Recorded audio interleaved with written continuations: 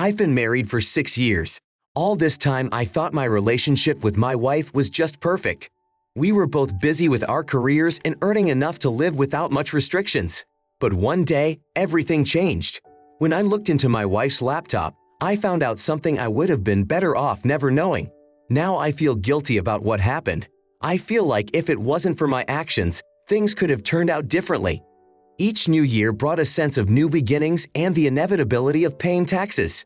This year, I decided to be especially responsible given our family's deteriorating financial situation. Usually my wife, Nicole, stayed out of these matters, preferring to take care of her own projects. This time, however, I needed her help. "Nicole, I need your income and expenses for the last year for your tax return," I told her one spring evening, sitting in the living room with cups of tea. She nodded, still immersed in watching a TV show on her tablet, and didn't seem to take my words seriously. A few days later, I reminded her again, and she sighed, promising to prepare everything soon. But time passed, and there was still no data from her. My anxiety about the tax deadline was growing by the day. Nicole kept putting it off, which was not her custom. One day when she went out to the store, I couldn't stand it and decided to check her laptop for financial information. I was aware that invading my wife's personal space was a violation, but my anxiety over tax return deadlines took over. The laptop was unlocked. Messenger notifications were flashing on the screen. I decided to close them and start searching for the documents I needed. However, my attention was caught by the sender's name, Patrick Lane. The messages were of a personal nature. I couldn't believe what I was seeing before my eyes. The wife I loved and trusted was corresponding with another man. My heart sank and my hands trembled as I began to read the messages. Patrick had been persistently texting Nicole for the past 2 weeks, sending her love letters and asking her to meet. Nicole seemed to just keep the conversation going and never agreed to meet.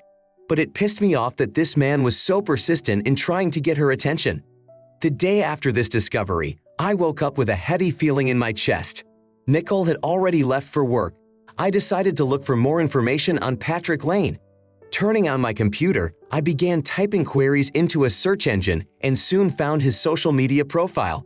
As I looked through the pictures, I tried to see him as the man who could destroy my marriage. However, in front of me was an ordinary man, perhaps even attractive, with a confident smile. In his eyes, I looked for signs of anger. In one of the pictures, I recognized our neighbor, who often drove by in his old Ford. I realized I needed to proceed with caution. If Nicole found out about my suspicions too soon, she might deny everything and destroy all the evidence I had. To make sure my wife was loyal, I decided to talk about my concerns with someone I trusted completely. Carl, my best friend since childhood, had always supported me. I called him and we arranged to meet at a bar that evening. When I walked in, Carl was already waiting for me at a table in the corner. His concerned look on his face said he sensed the seriousness of the moment. "What's up, buddy?" he asked as I sat down across from him. I sighed and started to tell him about the correspondence between Nicole and Patrick. Carl listened intently, nodding and asking clarifying questions. After my story, he was silent for a few minutes, staring into his glass. Then he looked up at me and said that we would find a solution and that I wasn't alone. We discussed different courses of action, from talking directly to Nicole to a conflict with a neighbor who seemed to be out of line. One thing was clear. I could not remain inactive because my marriage was in jeopardy. Although no actual infidelity had occurred, I feared that it might if the neighbor didn't leave Nicole alone. Despite my confidence in Nicole, I still felt the need to act. Carl promised to support me regardless of my decision. Before taking the next step, I needed to think things through carefully. The next day, I began my investigation. Using social media and online resources, I gathered information about Patrick. He worked in the marketing department of a company. At first glance, he was an ordinary middle-aged man with a passion for sports and traveling. It was clear from his profile that he loved the attention of women and didn't try to hide it. I decided to create a fake female social networking profile. I liked his picture immediately. After only 10 minutes, he texted me first. He expressed his desire to get acquainted. That's how our communication began. I pretended to be a woman, and he accepted this role without question. To make the communication more believable, the next day, while at work, I asked a young female intern to record a voicemail message for Patrick. The message read, "I miss you already." After a few days, Patrick became more open. He shared his thoughts and plans for the future and even asked for some intimate photos. I shied away from that, suggesting we meet in person instead. How about meeting at a luxury motel in a couple days? I suggested from the fake profile. He replied, "Heck, I like that idea.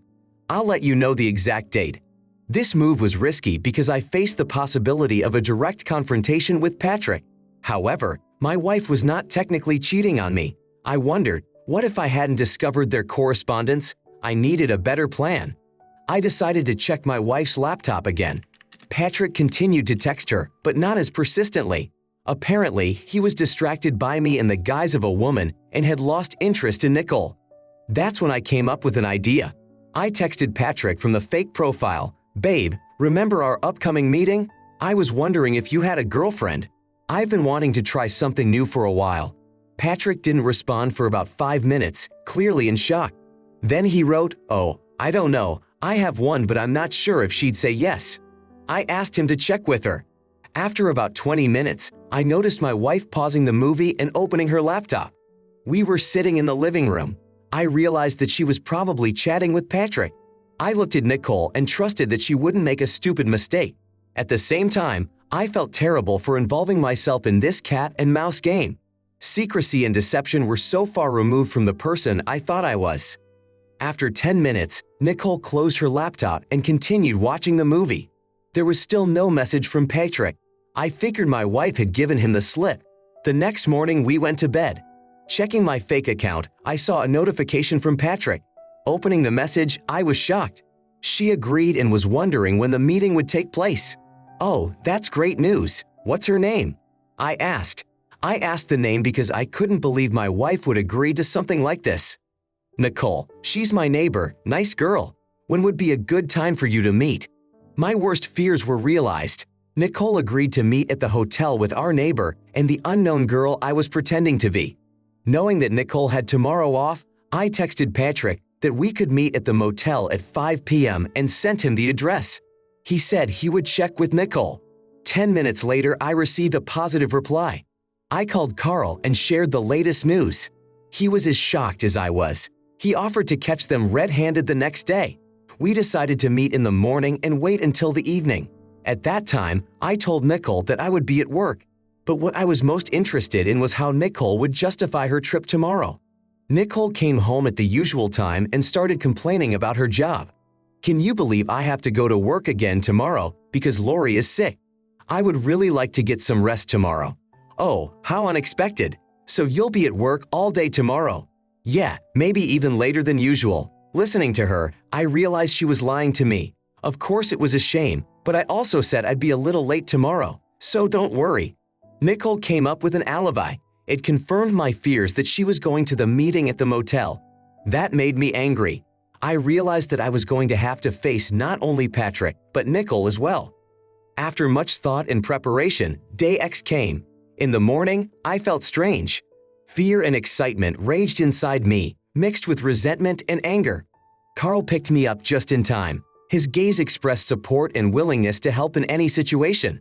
"Ready?" he asked as I got into the car. I nodded, though deep down I doubted it, but it was too late to back out. When we arrived, we set up near the entrance to the motel, trying to remain inconspicuous. We sat in the cafe until evening, discussing a plan of action. My pulse quickened when I saw Patrick pull up in front of the hotel. He got out of the car and looked around as if looking for someone. "There's our guy," Carl whispered quietly, preparing for action. I nodded, swallowing the lump in my throat. After waiting a few minutes to make sure Patrick went into his room, I grabbed what I needed and headed for his door. Each step felt like an eternity. When I reached the door, my hands were shaking. I knocked. The door opened and I saw Patrick. His face reflected surprise at seeing me instead of his internet girlfriend and Nicole.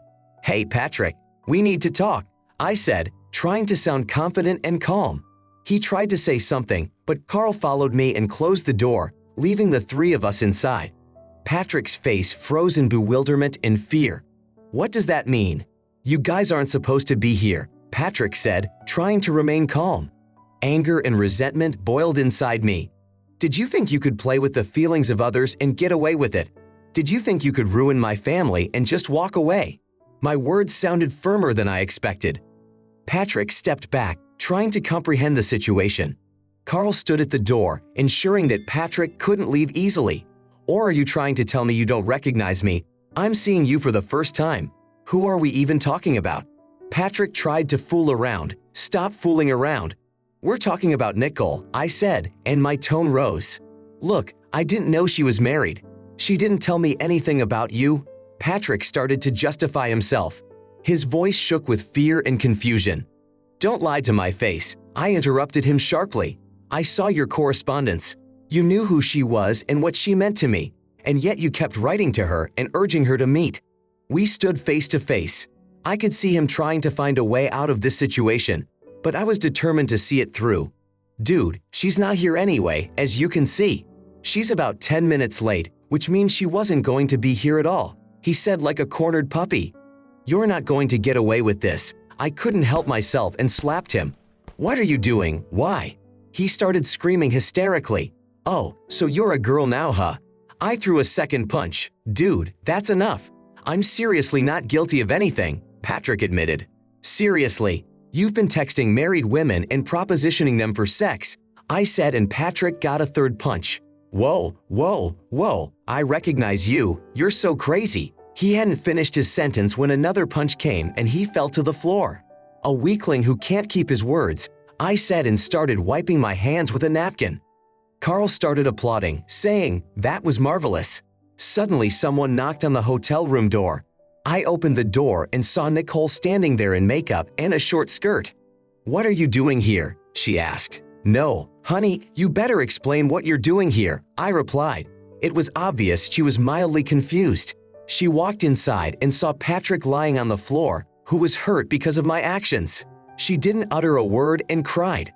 I tried to figure out why she was crying, whether it was because she had been caught off guard or because she had failed to meet another man. Patrick woke up and, shrieking like a madman, immediately ran out of the room. I didn't know what to do. I hugged Nicole and realized that I still loved her, but I couldn't get rid of the thought that she was ready to betray me. I decided that we needed to go home and talk about everything. Thanking Carl for his help, Nicole and I headed home. We had a difficult conversation. Nicole explained everything that had happened. Patrick started texting her at first and she rejected him, enjoying the attention and remaining unavailable to him. At some point, however, Patrick distanced himself and stopped texting her, which upset her. After a while, he wrote to her again, offering to meet, and she couldn't refuse. Listening to all of this, I was at a loss, trying to understand Nicole, but it was difficult, almost impossible. How could one understand such a thing? I made the decision to try to forgive her, but things changed drastically. Days passed, and thoughts of our conversation with Nicole still haunted me. Every word she said, every tear she shed remained a heavy burden with me. Despite the pain and disappointment, I felt the need to find a way out of this maze of feelings we had created for ourselves. A few weeks after our conversation, we both delved deeper into our work, trying to avoid discussing our future. It was an informal agreement to give each other time and space to think. As time went on, however, it became apparent that we could not continue to live like this. One evening, when Nicole was already asleep, I was sitting in the living room looking through old photos. Every smile and every happy moment in those pictures reminded me of what we had experienced together. But now, looking at those pictures, I realized that I couldn't bring back the past. Too much had changed. The next day, I decided to take action. After work, I walked into the park where Nicole and I often walked at the beginning of our relationship. Sitting on a bench and watching the golden sunset, I realized that my mind had already made the decision I was so afraid of. It was necessary to talk to Nicole openly and honestly like never before. When I got home, Nicole was waiting for me with dinner. Seeing her smile made me forget my decision for a moment, but then I remembered the weight that had been weighing on my shoulders for so long. Nicole, we need to talk, I began after dinner. Her smile faded and she nodded, realizing the seriousness of the moment. I've been thinking a lot about us, about everything that's happened, and even though this is one of the hardest decisions of my life, I feel like we're better off filing for divorce. My words sounded firm, but everything was pounding inside. Nicole was silent, taking deep breaths. I knew this day could come. I just wanted you to know. Her voice shook. I'm truly sorry for my mistakes. I'm sorry for that too, I replied. I'm sorry we couldn't overcome this together. But I also realized that sometimes it's better to let go so we can both move on. The conversation was long and difficult. We discussed the practical aspects of our future breakup, but spent most of the time reminiscing about the good times we had together. It was like saying goodbye, sad but necessary. I found it extremely difficult to come to terms with the thought of my wife's possible infidelity, and my trust in her was gone. She attributed her act to temporary weakness, but agreed with me that this should not happen in a healthy marriage. She admitted that if I hadn't been in the room that day, she would have cheated on me. All of this was upsetting to me, but nothing could be changed. When Nicole got up and walked to the bedroom, she turned and looked me in the eyes. I saw the same pain I felt myself. "Thank you for everything," she said quietly. After the night Nicole and I decided to divorce, every day seemed like a challenge. We continued to live under the same roof, trying not to cross paths in the common areas of the house. It was strange and painful at the same time, seeing someone you had lived with for years and realizing that everything you once had in common was now just a memory. I started preparing the divorce papers. I consulted with a lawyer who helped me understand the legal aspects of our marriage. Every meeting with him reminded me of the reality of my situation, that soon I would officially become a divorced man. This was not easy to accept, despite all the pain and disappointment I experienced. Along with this, I began to reevaluate my life. As I dealt with the infidelity and subsequent breakup, I reflected on what was really important to me. What values or priorities should I reevaluate? I spent long evenings in contemplation, sometimes jotting down my thoughts in a notebook that became a sort of diary of my reevaluation. One such evening, I realized that I didn't want bitterness and disappointment to define my outlook on life. I started looking for ways to reshape my inner world. I exercised, returned to a long-forgotten hobby, began reading books that had long been gathering dust on the shelf. All of this helped me feel better about myself and gave me a sense of forward motion towards a new life. I also decided to refresh my social circle. I met up with friends who had supported me through difficult times, attended events, and did some volunteering. All of this gave me a sense of belonging and helped me not dwell on my problems. When the day came to file for divorce, I felt a strange sense of relief. Not because I was happy about the end of our marriage to Nicole, but because I realized that this was a necessary step toward a new chapter in my life. We both deserved a chance at happiness, even if that happiness now appeared to us in different forms. The divorce went smoothly.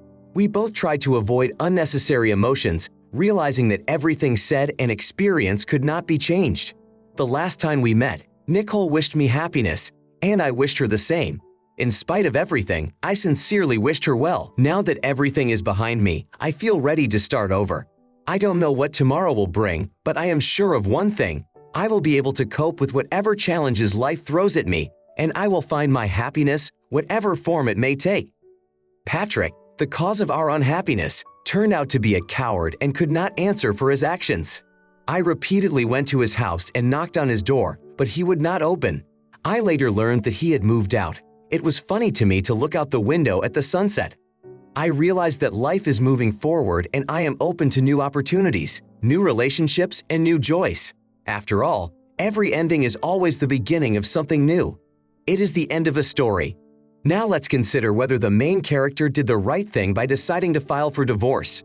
Why did his wife come to the meeting? Is it true that the protagonist's neighbor did not know that the girl was married? We believe that the decision to file for divorce was the right one. The protagonist realized that his wife was not cheating on him physically, but there was a psychological betrayal. The wife had taken every major action to cross the line, and there was no guarantee that the line would be maintained in the future. Therefore, a judgment of divorce was necessary. We believe that the wife went along because of her desire for new experiences and emotions. She said herself that she enjoyed the attention of a strange man. But when that attention stopped, she felt unwanted and decided to take this step. We also believe that the neighbor knew 100% that the girl he was hitting on was married. He was the neighbor, so he couldn't help but know about it. Share your opinion in the comments. We'll be interested to read it. Also, don't forget to subscribe to the channel so you don't miss new interesting stories. Good luck! Thank you so much for watching my video and your time. Please subscribe to my channel and click on the bell button. Also, I am very interested to know your personal opinion about this story. You can write it in the comments. I will definitely read it and reply to you personally.